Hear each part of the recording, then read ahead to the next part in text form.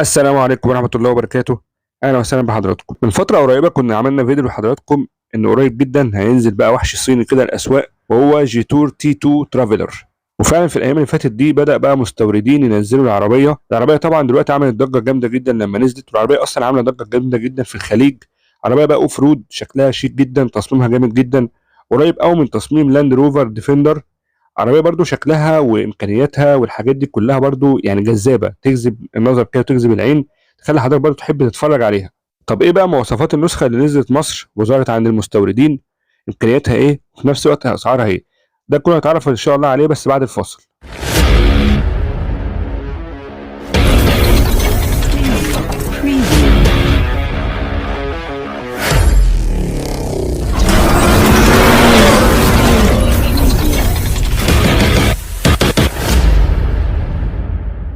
جيتور تي 2 ترافلر في منها نسختين في الموتور. واحدة منهم اللي نزلت بقى مصر اللي هي 1500 سي سي تربو، 180 حصان، 290 نيوتن، مع فتيس دول كلاتش 7 سرعات. وفي برضه نسخة تانية دي بقى بتنزل في الخليج، 2000 سي سي، 254 حصان، 390 نيوتن، مع برضه نفس الفتيس الدي سي تي او الدول كلاتش ال7 سرعات، وبيكون تبريد زيت مش دراي في الفئتين او في النسختين. لكن بقى في الخليج يعتبر الناس مجرباه شويه اكتر من مصر. هنا العربيه لسه نازله مصر لكن نزلت الخليج من فتره. اسعارها بقى في السعوديه الفئه الاعلى بيكون 120 الف ريال. وبرضه حسب اللي وصل لنا ان في بقى شكاوي شويه كده من ان الموتور نفسه مش قوي على وزن العربيه. يعني العربيه دي حضرتك بتوصل ل 2 طن، هي بالظبط 1900 كيلو، يعني 2 طن الا 100 كيلو. فطبعا الموتور ده مع وزن العربيه يعتبر برضه العزم بتاعه مش قوي قوي مع وزن العربيه. في برضه ناس تانية ما بتشتكيش ولا حاجه. فالعربيه برضو مع الموتور ال 2000 سي سي لسه برضو ايه، في منها شكاوي وفي منها ناس ما بتشتكيش. لكن بقى بالنسبه للموتور 1500 سي سي اكيد طبعا هيبقى في منه شكاوي، لان كده الموتور نفسه او منظومه الحركه هتبقى العزم بتاعها اضعف.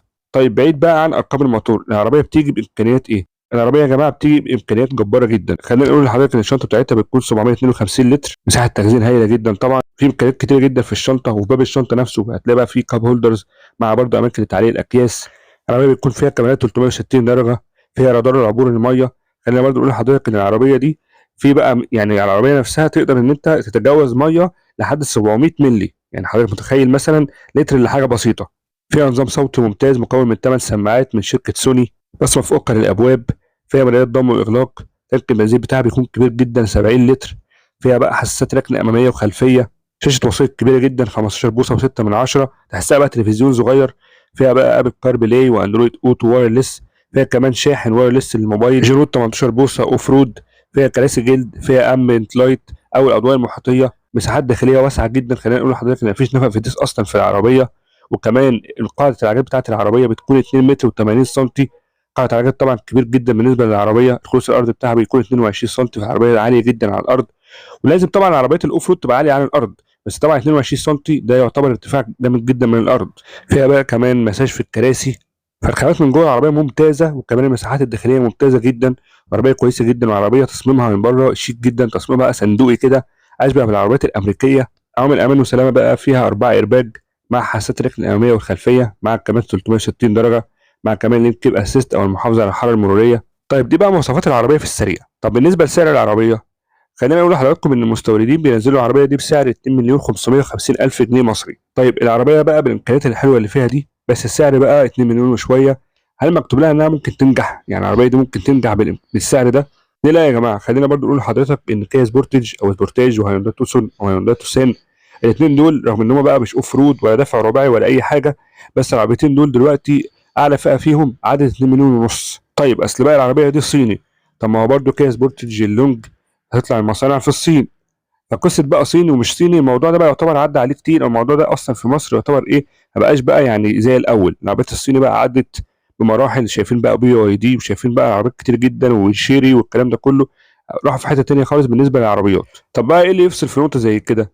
اللي يفصل في نقطه زي كده بقى هي تجارب القياده. بمعنى تجربه قياده لحاجه زي كده تخلي حضرتك بقى ايه، يعتبر تميز او تختار هل ممكن تشتري عربيه زي دي، ولا هل مثلا ممكن تروح لعربيات تانيه سعرها اعلى بس في نفس الوقت مثلا ترتاح مثلا معاها بالك، ما يكونش عربيه مثلا تخاف منها. وكمان بقى عشان تطمن من ناحيه الموتور بتاعها، لأن طبعا الموتور بتاعها زي ما قلنا فيه شكاوي من الموتور ال 2000 سي سي، ما بالك بقى بالموتور الاقل اللي هو ال 1500 سي سي. عامة برضه وهنشوف كمان هل ممكن الوكيل نفسه اللي هو الأسراوي وكيل علامة جيتور في مصر ينزل العربية، لأن طبعا ده هيفرق جامد جدا مع العربية. لو الوكيل نفسه نزل العربية هيبدأ بقى العربية يكون لها قطع غيار، وهتبدأ العربية نفسها يكون لها صيانات في مصر، وهيبدأ الوكيل نفسه يعمل لها دعاية جامدة جدا زي ما يعمل بقى العربيات جيتور كلها. هنشوف في النهاية بقى. لايك وشير وسبسكرايب، ونقابل حضراتكم إن شاء الله مع فيديو تاني، والسلام عليكم ورحمة الله وبركاته.